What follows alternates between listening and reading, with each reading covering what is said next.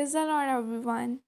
सबको जय मसीह की। आइए मैं आप सभी के लिए उस सामर्थ्य और पवित्र वचन को पढ़ती हूँ जो वचन हमें परमेश्वर के दास अपोस्टल अंकुर यूसुफ नरूला जी द्वारा और परमेश्वर की दासी पास्टर सोनिया यूसुफ नरूला जी द्वारा दिया जाता है। आइए मैं आप सभी के लिए उस सामर्थ्य वचन को पढ़ती हूँ।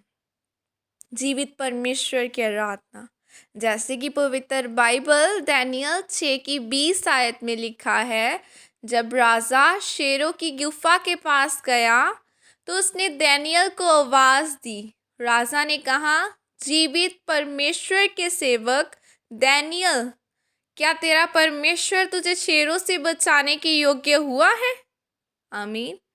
मेरे प्रियो, हम इस वचन में देखते हैं कि दानियल को शेरों की गुफा में फेंक दिया गया था, क्योंकि राजा के लोगों के द्वारा यह हुक्म जारी किया गया था कि जो राजा को छोड़कर किसी अन्य परमेश्वर की आराधना करेगा उसको शेरों की गुफा में फेंक दिया जाएगा।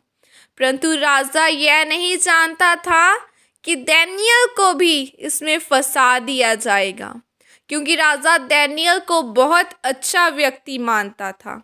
बाइबल में लिखा है कि जब दानियल को शेरों की गुफा में डाला गया तो अगले ही दिन जब राजा गुफा के नज़दीक आकर दर्द भरी आवाज़ में चिल्लाया कि हे जीवित परमेश्वर के सेवक दानियल, क्या तेरा परमेश्वर जिसकी तू आराधना करता है तुझे शेरों से बचा सका?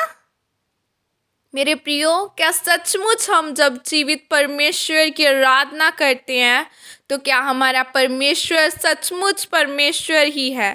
पैसा नहीं, कोई संसारिक आशीष नहीं, तो फिर किस परमेश्वर ने दानियल को बचाया वह आपको भी बचाएगा। और फिर जिस परमेश्वर ने दानियल को बचाया वह आपको भी बचाएगा। और बाइबल में लिखा है कि राजा ने कहा कि जिस जीवते परमेश्वर की उपासना तू रोज करता है, क्या वह परमेश्वर तुझे बचा पाया है? मेरे प्रियो, हम जानते हैं कि हमारा परमेश्वर जीवित परमेश्वर है। वह आज भी लंगड़ों को चलाने वाला परमेश्वर है। वह आज भी अजीब और अचंभे काम करने वाला परमेश्वर है।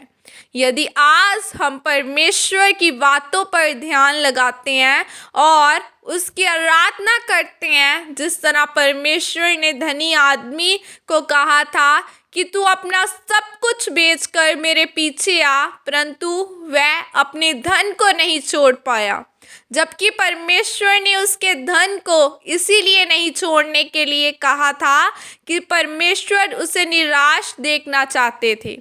परमेश्वर चाहते थे कि उसका ध्यान उसके धन की तरफ न हो और वह परमेश्वर में हम होकर सब कुछ पाए। वह परमेश्वर की आराधना करते हुए आगे बढ़े और आशीष पाएं। मेरे प्रियो, यदि हम परमेश्वर की आराधना करते हैं, यदि हम जीवते परमेश्वर के सच्चे दास हैं, तो फिर जो परमेश्वर समय पर काम करने वाला परमेश्वर है, जिसने दानियल को बचाया, आपको भी बचाएगा और समय आने पर साबित करेगा लोगों में कि वह आपके साथ है और उसका हाथ आपके सर के ऊपर है। हालेलुया। और आप प्रभु यीशु मसीह के नाम में बड़े कामों को देखेंगे। आमीन। यह प्रार्थना आपके द्वारा की जाए।